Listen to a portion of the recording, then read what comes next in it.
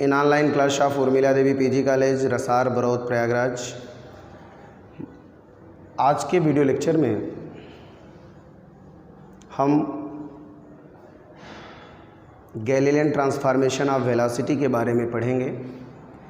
पिछले वीडियो में हमने आपको गैलीलियन ट्रांसफॉर्मेशन के बारे में बताया था, गैलीलियन ट्रांसफॉर्मेशन इक्वेशन के बारे में। हमने आपको बताया कि गैलीलियन ट्रांसफॉर्मेशन इक्वेशन वह इक्वेशन है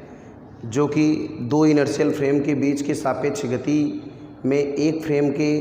कोऑर्डिनेट को दूसरे फ्रेम के सापेक्ष या एक फ्रेम के कोऑर्डिनेट को दूसरे फ्रेम के कोऑर्डिनेट्स में इंटरचेंज करने के लिए, ट्रांसफॉर्म करने के लिए हम गैलीलियन ट्रांसफॉर्मेशन का यूज करते हैं। हम कहते हैं कि Galilean transformation are use to transform the coordinate of Galilean transformation are use to transform the coordinate of from one inertial frame to another inertial frame, coordinate of an event or particle from one inertial frame to the another inertial frame। यानी एक inertial frame से दूसरे inertial frame में किसी भी event यानी घटना की या किसी भी पार्टिकल के कोऑर्डिनेट को ट्रांसफॉर्म करने के लिए हम गैलीलियन ट्रांसफॉर्मेशन का यूज करते हैं। इसमें हमने 3 केसेस आपको बताए थे। सबसे पहले उन केसेस को हम एक बार आपको दिखाते हैं और उसके आधार पे हम आज का ये video lecture Galilean transformation of velocity जो हमको पढ़ना है हम पढ़ेंगे। ठीक है, पहले केस में हमने आपको दिखाया था, पहला केस हमारा था कि पहले केस में हमने आपको दिखाया था कि when the second frame is moving with uniform velocity v relative to the first frame along positive direction of X axis. First case में हमने आपको दिखाया था कि जब कोई दूसरा इनर्शियल फ्रेम पहले इनर्शियल फ्रेम के सापेक्ष एक समान वेग v से चलता हो along the positive direction of X axis, then what is the position of particle lying in second frame relative to the with respect to first frame each. तो सेकेंड फ्रेम में लाइज करने वाला जो particle है, जो घटना second frame में घटने वाली जो घटना है उसका पोजीशन क्या होगा, उसकी स्थिति क्या होगी, इसको हम फर्स्ट फ्रेम के सापेक्ष जब मेज़र करते हैं तो हमको मिलता है, हमको वहाँ गैलीलियन ट्रांसफॉर्मेशन इक्वेशन प्राप्त होता है x dash is equal to x minus V T, y dash is equal to y, z dash is equal to z और t dash is equal to हमको मिलता है t के। ये हमारा गैलीलियन ट्रांसफॉर्मेशन होता है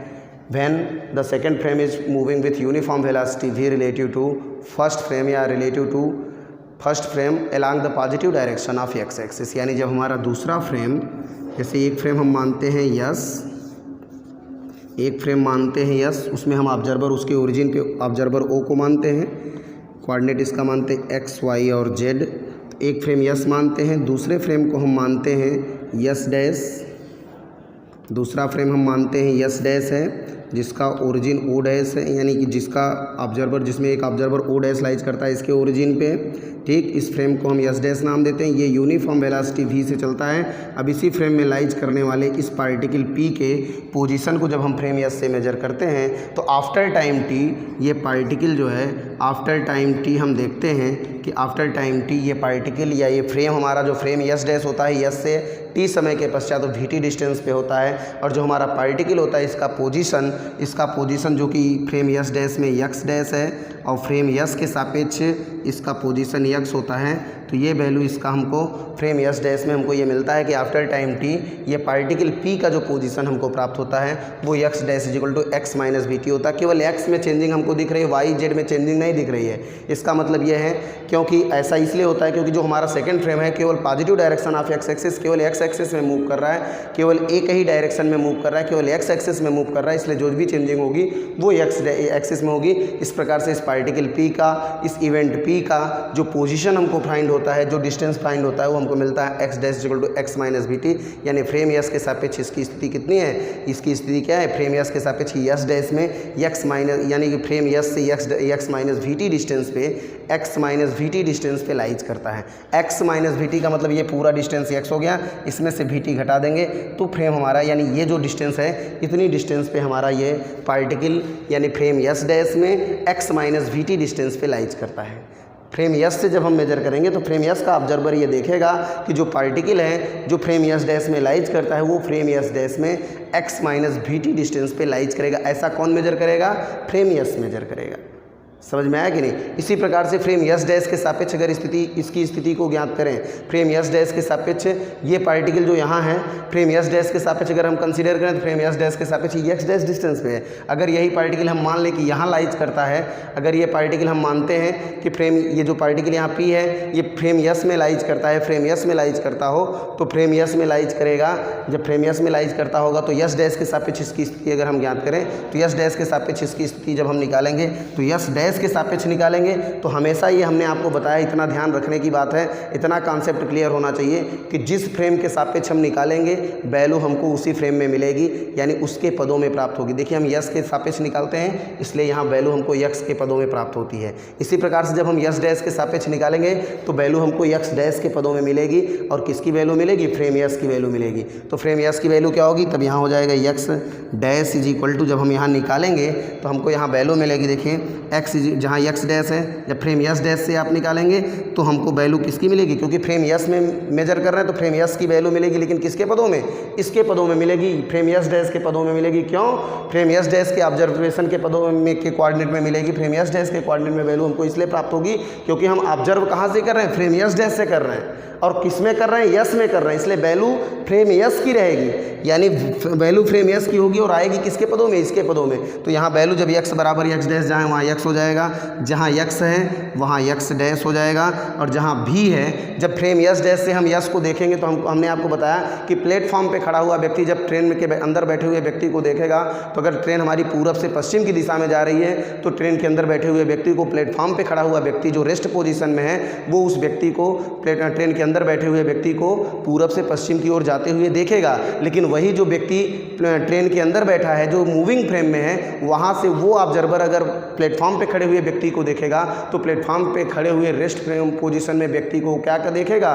ट्रेन मूव कर रही है, जिस फ्रेम में वो लाइज करता है वो फ्रेम पूरब से पश्चिम की ओर मूव कर रहा है, इसलिए उसके रिलेटिव मोशन के कारण वो रेस्ट फ्रेम को ये देखेगा कि वो फ्रेम क्या है, पश्चिम से पूरब की ओर, जैसे पूरब से पश्चिम अगर ट्रेन जा रही है तो ट्रेन में बैठा हुआ ऑब्जर्वर वो प्लेटफॉर्म पे खड़े हुए व्यक्ति को पश्चिम से पूरब की ओर जाते हुए देखेगा, यानी अपोजिट डायरेक्शन में देखेगा। तो यहाँ जो वेलोसिटी, तो ये जब जो फ्रेम यस डैश से जब ऑब्जर्वर मेजर करेगा तो वो देखेगा कि फ्रेम यस क्या है, भी वेलोसिटी से मूव करता है इन द अपोजिट डायरेक्शन, यानी माइनस भी वेलोसिटी से मूव करता है। तो एक्स डैश माइनस हो जाएगा माइनस भी इंटू टी के, भी के स्थान पे माइनस भी क्यों होगा, क्योंकि यस डैश का observer O dash frame S को कैसा मेजर करेगा, फ्रेम यस को देखेगा कि वो वी वेलोसिटी से मूव करता है in the opposite direction, opposite direction में मूव करता है, अपोजिट डायरेक्शन में मेजर करेगा, यानी माइनस भी वेलोसिटी से मूव करता हुआ देखेगा। ये देखे ये positive direction of X axis चल रहा है तो ये इसको नेगेटिव डायरेक्शन में जाता हुआ देखेगा, क्योंकि ये जब देखेगा तो इसको दिखेगा कि ये जो फ्रेम है, फ्रेम यस है, ये इस डायरेक्शन में मूव कर रहा है, यानी negative direction of X axis जा रहा है, अपोजिट डायरेक्शन में मूव कर रहा है, तो अपोजिट डायरेक्शन में मूव करेगा, इसलिए भी की वैल्यू को हम माइनस मान लेंगे। माइनस साइन इंडिकेट करेगा कि the velocity of frame yes which is observed by the frame s dash, which is observed by the observer of frame s dash is in opposite direction, opposite direction में, इसलिए minus भी हो जाएगा और value आ जाएगी x is equal to X dash plus V T के। इस प्रकार से हमारा कोऑर्डिनेट चेंज हो जाएगा, यानी फ्रेम यस से जैसे हम यस डैश को मेजर करेंगे, फ्रेम यस से यस डैश में लाइज करने वाले पार्टिकल या इवेंट को जब हम मेजर करेंगे तो हमको गैलेन ट्रांसफॉर्मेशन इक्वेशन मिलेगा X dash equal to X minus V T. और जब हम फ्रेम यस डैश के सापेक्ष फ्रेम यस में लाइज करने वाले पार्टिकल्स को मेजर करेंगे, इवेंट को मेजर करेंगे, तो हमको वैल्यू मिलेगी X is equal to X dash plus V T. बस बात इतनी ध्यान आपको रखनी है कि जिस फ्रेम से हम मेजर करेंगे वैल्यू हमको उसी के पदों में प्राप्त होगी। जैसे हम फ्रेम यस से मेजर कर रहे थे इसलिए वैल्यू हमको यक्स के पदों में प्राप्त हो रही थी, ठीक है, ठीक। और जिस फ्रेम से मेजर करेंगे और जिस फ्रेम को मेजर करेंगे, जिस फ्रेम में लाइज करने वाले पार्टिकल को मेजर करेंगे, उसी फ्रेम की वैल्यू हमको प्राप्त होगी। तो देखिए यस डैश में लाइज करने वाले पार्टिकल को मेजर कर रहे हैं, इसलिए वैल्यू यक्स डैश की प्राप्त होती है। जब हम फ्रेम यस डैश से यस में लाइज करने वाले पार्टिकल को मेजर करेंगे, फ्रेम यस डैश से यस में लाइज करने वाले पार्टिकल को जब हम मेजर करेंगे तो हमको वैल्यू फ्रेम यस डैश से मेजर कर रहे हैं तो वैल्यू जो आएगी फ्रेम यस डैश के पदों में आएगी, यानी यक्स डैश के पदों में आएगी, ठीक है, यक्स डैश में मिलेगी। और वैल्यू किसकी मिलेगी, जिस फ्रेम में मेजर कर रहे हैं, जिस फ्रेम में पार्टिकल लाइज करता है, पार्टिकल यस फ्रेम में लाइज कर रहा है, इसलिए वैल्यू यक्स की मिलेगी, ठीक है। एक्स इज इक्वल टू हो जाएगा X dash plus B T के। वाई में चेंजिंग इसलिए नहीं होती है क्योंकि हमारा जो मोशन है केवल एक डायरेक्शन में एलांग ओनली वन डायरेक्शन हो रहा है, इसलिए इसमें कोई चेंजिंग नहीं होती है। दूसरे में जब हम along a straight line move करता है पार्टिकल, यानी जो हमारा फ्रेम है वो along a straight line move करेगा, जैसे ऐसे मूव करेगा,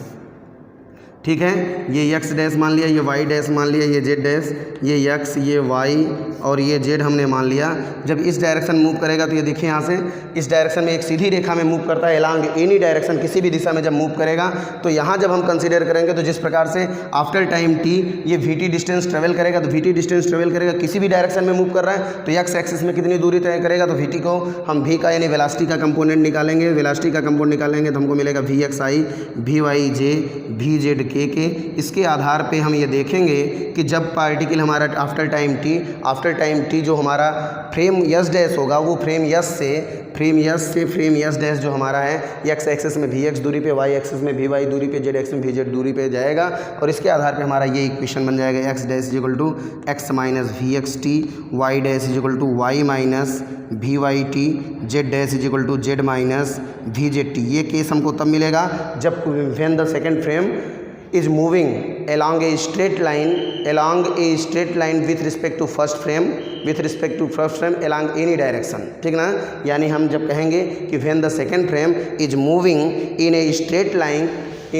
line along any direction, किसी भी डायरेक्शन जब मूव करेगा तो ये इक्वेशन हमको प्राप्त होगा। इसी तीनों इक्वेशन को हम एक सिंगल इक्वेशन में बना सकते हैं। एक सिंगल इक्वेशन में बनाने के लिए हमको कुछ नहीं करना है, केवल हमको यहाँ कंसीडर कर लेना है कि जब एक सिंगल इक्वेशन में बनाएंगे तो इस पार्टिकल P का जो पोजीशन है यहाँ से ज्ञात करेंगे। हम मान लेंगे कि फ्रेम यस डैश से इसकी जो डिस्टेंस है वो फ्रेम यस डैश से इसकी डिस्टेंस को हम आर डैश मान लेंगे, फ्रेम यस से इसके पोजीशन को हम आर मान लेंगे और यहाँ से आफ्टर टाइम टी इसके ओरिजिन से यानी फ्रेम यस से ये इस डायरेक्शन में से सीधे जाता है तो वी डिस्टेंस जाएगा। इसके आधार पे जब वैल्यू आप निकालेंगे तो हम according to the velocity addition, हम जानते हैं according to the vector addition formula, according to the vector addition method of a triangle, vector addition method हम ट्रेंगल का लगाएंगे तो हम जानते हैं कि ये इसका टेल है, ये हेड है, यहाँ ये इसका टेल है, ये हेड है, तो ये दोनों वेक्टर जुड़ के क्या होंगे, तीसरे वेक्टर के बराबर होंगे, तो रिजल्टेंट वेक्टर के बराबर होंगे। तो यहाँ से हम लिख सकते हैं इसको O मानते हैं, इसको O डैश मानते हैं, इसको P, तो हम यहाँ लिख सकते हैं कि OP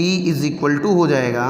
OP is equal to आ जाएगा O dash plus O dash P के। OP इज इक्वल टू यहाँ resultant vector R is equal to हो जाएगा R डैश O डैश की वैल्यू देखिए O डैश की वैल्यू VT है और प्लस हो जाएगा R डैश के, या R dash is equal to R minus VT आ जाएगा। तो ये तीसरा इक्वेशन आएगा एलांग एनी डायरेक्शन। इसी को इन्हीं तीनों इक्वेशन को जब एलांग एनी डायरेक्शन में निकालेंगे, जब कोई बॉडी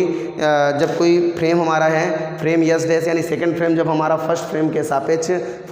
सापेक्ष एक स्ट्रेट लाइन में मूव करेगा किसी भी दिशा में तो हमको ये रिलेशन प्राप्त होता है, ये गैलेलियन ट्रांसफॉर्मेशन इक्वेशन प्राप्त होता है। और इसी को एक सिंगल इक्वेशन में जब हम फाइंड करेंगे तो वैल्यू हमको फाइंड होगी R dash equal to R minus VT। आज हम इसी पे डिस्कस करेंगे। इसी इक्वेशन के आधार पे हम गैलेलियन ट्रांसफॉर्मेशन ऑफ वेलोसिटी की वैल्यू निकालेंगे और Galilean transformation of acceleration, Galilean transformation of the velocity की वैल्यू निकालेंगे और गैलेलियन ट्रांसफॉर्मेशन ऑफ एक्सीलरेशन निकालेंगे इन्हीं के आधार पे, ठीक है।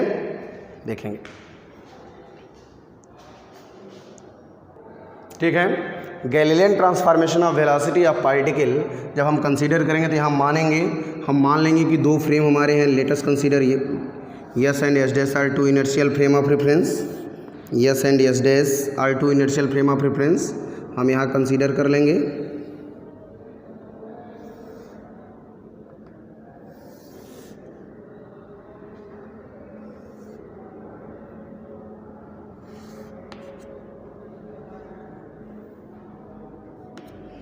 Late us consider frame S, हम इसको कंसीडर करेंगे, फ्रेम यस मान लेंगे। ये हमारा हो जाएगा फ्रेम यस। हम मानते हैं ये कांस्टेंट वेलोसिटी v से मूव करता है। इसमें एक पार्टिकल p है,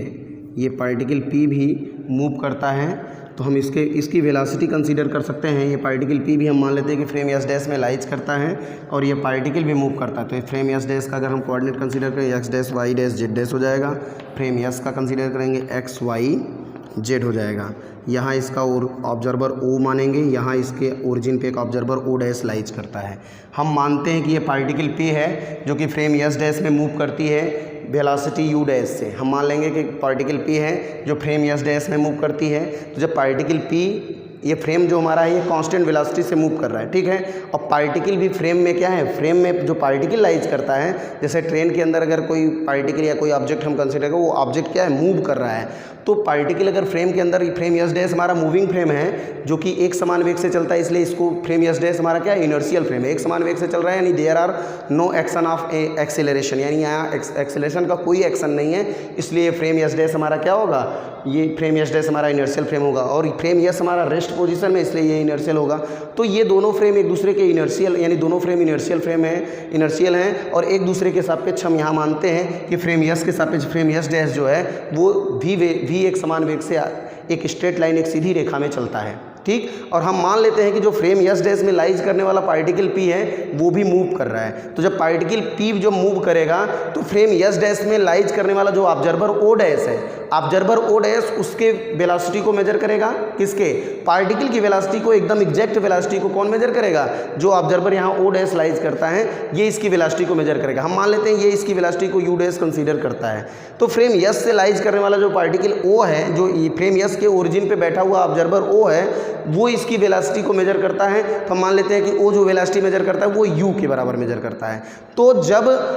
एक फ्रेम दूसरे, यानी कि जब दूसरा फ्रेम पहले फ्रेम के सापेक्ष एक समान वेग से आगे चलता है और उसमें लाइज करने वाला पार्टिकल भी मूव करता है, तो गैलेलियन ट्रांसफॉर्मेशन के अंतर्गत, Galilean transformation of velocity of particle, हमको कण का वेग ज्ञात करना है, कण की वेलोसिटी ज्ञात करनी है, जो इसमें लाइज करता है उसकी वेलोसिटी कितनी होगी। जब हम फ्रेम एस के सापेक्ष इस पार्टिकल को मेजर करेंगे तो पार्टिकल की वेलोसिटी क्या नजर आएगी, ये हम देखेंगे, ठीक। फ्रेम एस डैश के में लाइज करने वाला जो पार्टिकल है, हम मान लेते हैं कि उसकी वेलोसिटी कुछ है, वो मूव कर रहा है, तो फ्रेम एस से जो ऑब्जर्वर है, फ्रेम एस का जो ऑब्जर्वर है, वो ऑब्जर्वर ओ इसकी वेलोसिटी को क्या मेजर करेगा। या उसी प्रकार से अगर मान लेते हैं ये पार्टिकल फ्रेम एस डैश में ना लाइज करके फ्रेम एस में लाइज करता है, अगर फ्रेम एस में लाइज करता है तो यहाँ का जो ऑब्जर्वर ओ डैश है, एस डैश फ्रेम का ऑब्जर्वर जो ओ डैश, वो उसकी वेलोसिटी को क्या मेजर करता है। इसके आधार पर हम यहाँ देखते हैं कि जब एक फ्रेम दूसरे फ्रेम के सापेक्ष एक समान वेग से चलता है और उसमें लाइज करने वाली कोई घटना या कोई पार्टिकल ऑब्जेक्ट मूव करता है, तो वो उसकी वेलोसिटी कितनी होती है, वो गैलेलियन ट्रांसफॉर्मेशन के अंतर्गत हम कैसे प्राप्त करेंगे, ये निकालते हैं। तो वही हमने यहाँ लिखा है, Galilean transformation of velocity of a particle, एक कण के वेग का हम गैलेलियन ट्रांसफॉर्मेशन के अंतर्गत लेंगे, ठीक है। तो यहाँ से हमको ये ज्ञात करना है कि पार्टिकल की वेलोसिटी,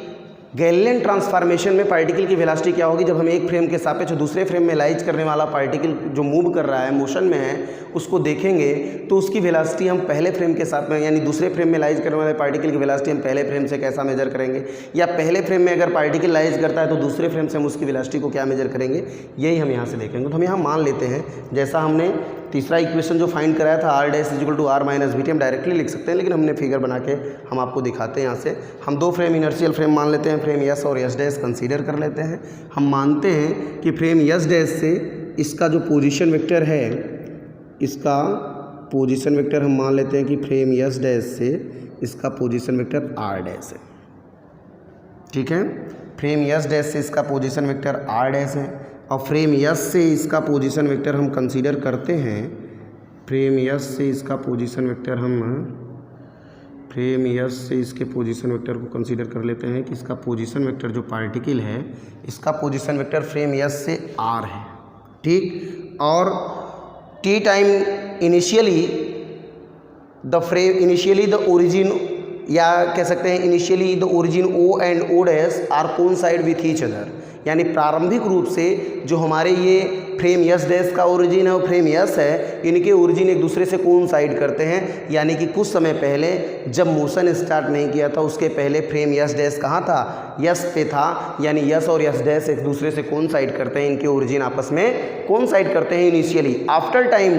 टी टाइम के पश्चात ये कितनी दूरी जाएगा, तो जब इनिशियली यानी पहले प्रारंभिक रूप से जब T is equal to zero पे फ्रेम एस डैश का ओरिजिन जो ओ डैश है वो यहाँ ओ के समीप था, यानी कहने का मतलब एक दूसरे से कोइंसाइड करते हैं, यानी फ्रेम एस डैश यहीं लाइज कर रहा था। तो टी टाइम में एक समान वेग v से चलता है, v वेलोसिटी से चल रहा है, तो टी टाइम में कितनी दूर जाएगा, जाहिर सी बात है vt डिस्टेंस जाएगा, vt डिस्टेंस जाएगा, दूरी बराबर होता है चाल गुणे समय, चाल कितनी है v, समय कितना है t, तो कितनी दूरी जाएगा vt, दैट यहाँ लिख लेंगे vt डिस्टेंस जाएगा।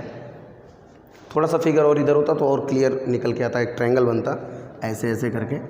या इसी को थोड़ा सा इधर कर देते तो आराम से बन जाता, समझ रहे हैं ना। चलिए फिलहाल ऐसे समझ लीजिए। अब ये डिस्टेंस ओ से यानी कि फ्रेम यस के ओरिजिन से फ्रेम यस डैश का जो ओरिजिन है कितनी डिस्टेंस पे होगा, after time T, we T distance पे होगा, इसको हमने मान लिया वी टी। ठीक है, तो according to the Galilean transformation equation we know that, हम जानते हैं कि हम यहाँ पहले मानेंगे let us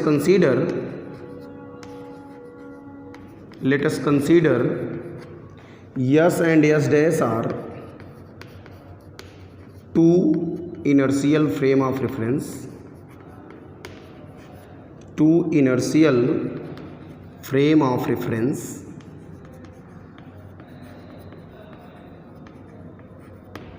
let us consider yes and yes dash are two inertial frame of reference। ठीक है, आगे लिख सकते हैं the frame yes dash is moving with uniform velocity v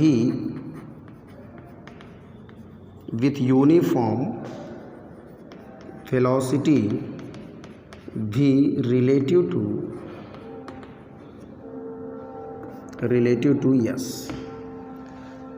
to yes हमने मान लिया, तो दैट इज करके हम लिख सकते हैं विच इज़ गिवन बाई, अगर हम पहले से लें तो ऐसा कर सकते हैं which is given by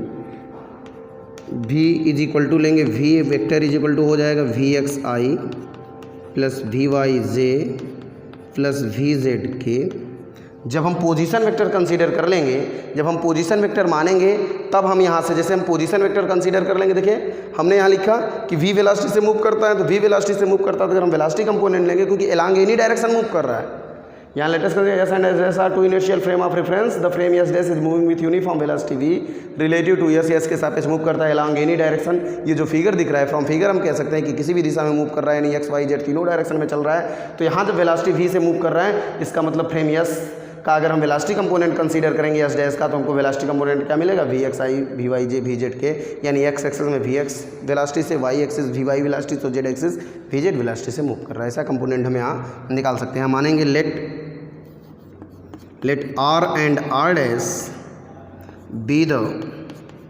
position vector,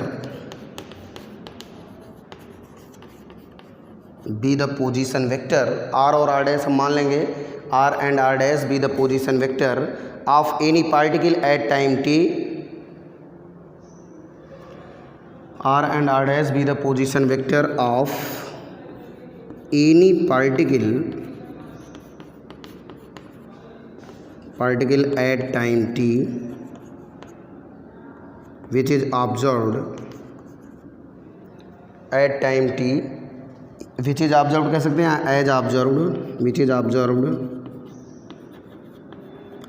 by observer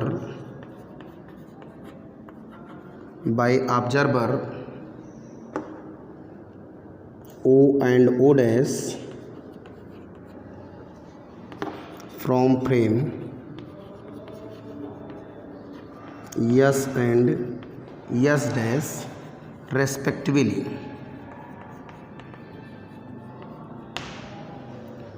from frame yes and yes dash respectively हम कर सकते हैं यहाँ से। Then from Galilean transformation we have, तब गैलीलियन ट्रांसफॉर्मेशन से हम क्या रख सकते हैं, फ्रॉम गैलीलियन ट्रांसफॉर्मेशन, अभी हमने आपको बताया इक्वेशन 3 यानी तीसरे केस में हमने क्या बताया, हमने कहा कि जब पोजीशन वेक्टर कंसीडर करेंगे तो गैलीलियन ट्रांसफॉर्मेशन इक्वेशन जो तीनों कोऑर्डिनेट में हमको मिलता है, तीनों ये एक्सिस में एक्स वाई जेड में मिलता है, X dash equal to X minus V X T, Y dash equal to Y minus V Y T, Z dash equal to Z minus V Z T, वो हमारा एक single equation में बदल जाएगा according to the vector addition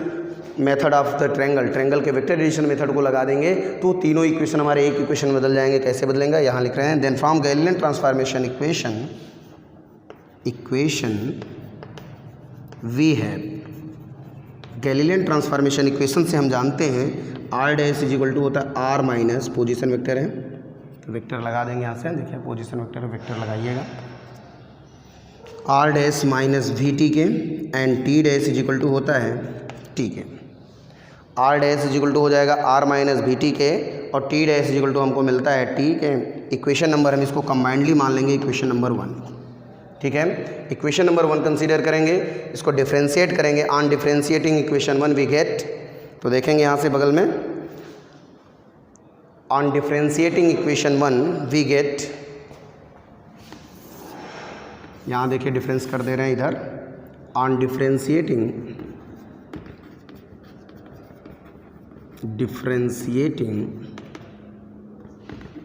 equation 1 we gate,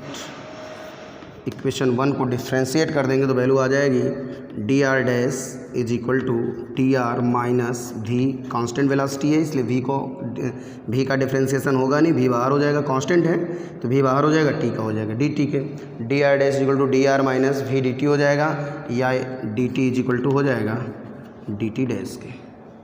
D T is equal to हो जाएगा D T dash के। Combinedly इसको हम मान लेंगे इक्वेशन नंबर 2,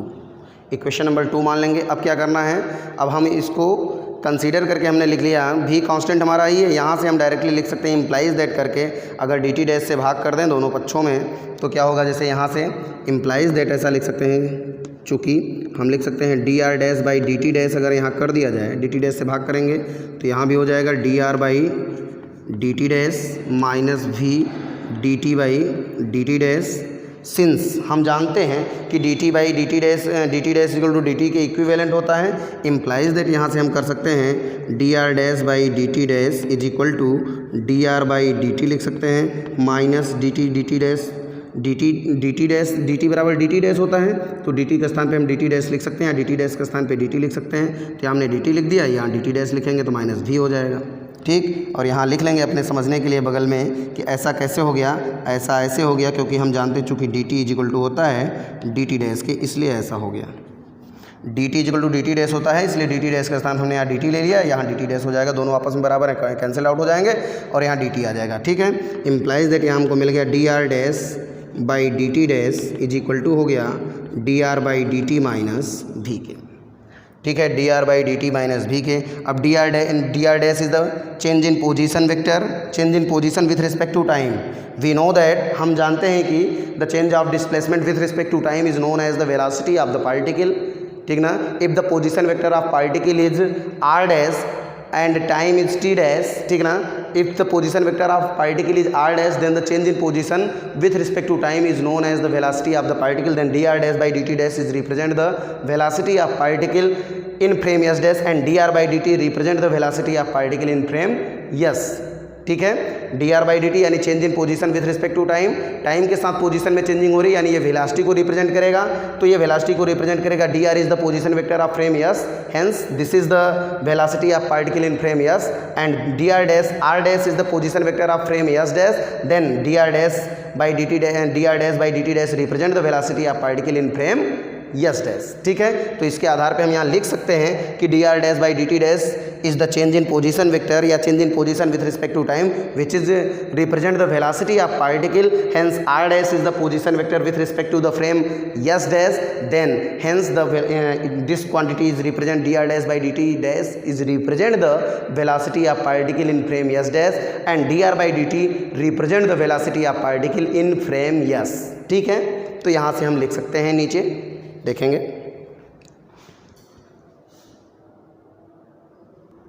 ठीक है। तो यहाँ से लिख सकते हैं here D R dash by D T dash is equal to हो जाएगा यू डैश के which is represent the velocity of, हम मान लेंगे कि फ्रेम यस डैश में वेलोसिटी को हम यू डैश से रिप्रेजेंट करेंगे पार्टिकल के, D R dash by D T dash equal to U dash, या इसको कहेंगे velocity of particle in frame S dash, velocity of particle relative to frame S dash, ठीक ना, या इन फ्रेम यस डैश लिख सकते हैं। और यहाँ D R by D T को लिख सकते हैं आप, D R by D T, R is the position vector of frame S, then D R by D T equal to हम यू मान लेंगे, यू क्या लिख सकते हैं, वेलोसिटी ऑफ पार्टिकल, क्योंकि आर हमारा पोजीशन वेक्टर है फ्रेम यस का, इसलिए लिखेंगे वेलोसिटी ऑफ पार्टिकल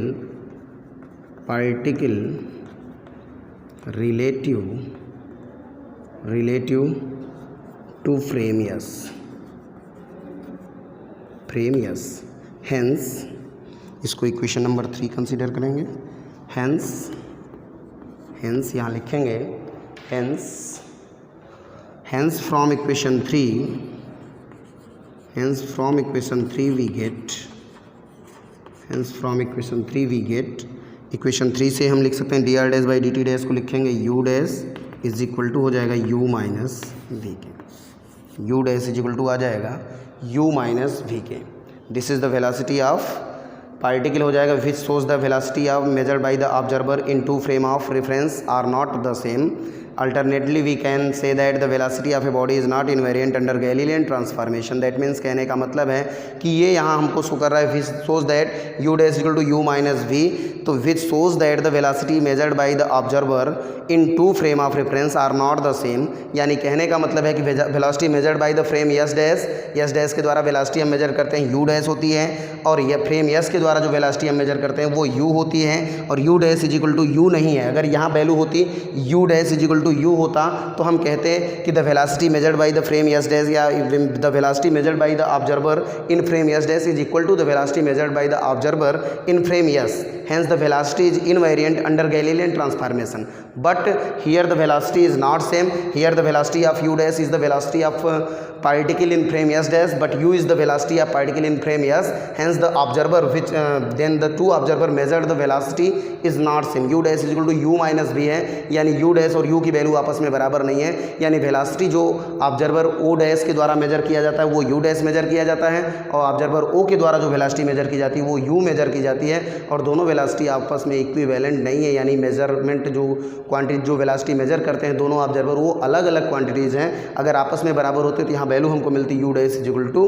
u मिलता। अगर u dash is equal to u हमको फाइंड होता, दैट मीन्स हम कह सकते थे कि velocity of particle is same for both observer, hence the velocity is invariant for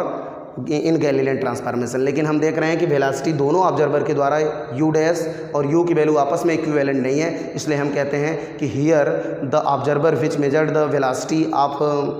particle in both frame is not same, hence the velocity is not invariant under Galilean transformation। यानी Galilean transformation में velocity अपरिवर्तित नहीं रहती है, velocity में परिवर्तन होता है। ठीक, तो यहाँ नीचे लिख सकते हैं which shows that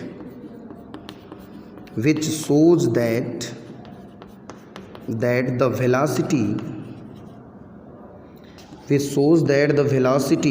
measured which shows that the velocity measured by the observer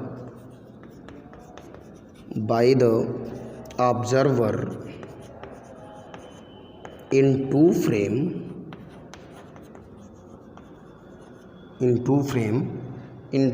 consider कर सकते हैं, in two frame are not same, in two frame of reference are not same, hence हम कह सकते हैं are not same। अल्टरनेटिवली हम कह सकते हैं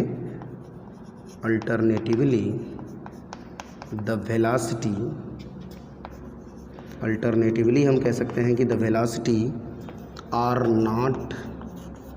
invariant under Galilean transformation.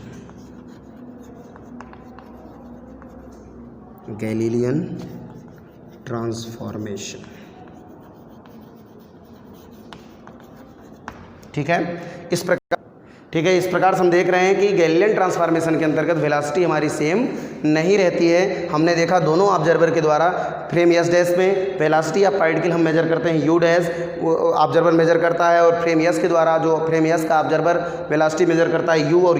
You dash की वैल्यू आपस में इक्विवेलेंट नहीं है। इस प्रकार से हम कह सकते हैं, यहाँ हमने लिखा which shows that the velocity measured by the observer in to frame of reference are not same. Alternatively हम कह सकते हैं कि the velocity are not invariant under Galilean transformation, यानी गैलीलियन ट्रांसफॉर्मेशन के अंतर्गत वेलोसिटी सेम नहीं होती है, वेलोसिटी चेंज होती है, वेलोसिटी में परिवर्तन होता है। तो आर नॉट इनवेरिएंट का मतलब है कि गैलीलियन ट्रांसफॉर्मेशन के अंतर्गत वेलोसिटी इनवेरिएंट नहीं होती है। नेक्स्ट वीडियो लेक्चर में इसमें हमने आपको Galilean transformation of velocity of particle बताया कि वेलोसिटी गैलीलियन ट्रांसफॉर्मेशन वेलोसिटी क्या होती है। नेक्स्ट वीडियो लेक्चर में हम आपको एक्सीलरेशन के बारे में बताएंगे। तब तक के लिए धन्यवाद।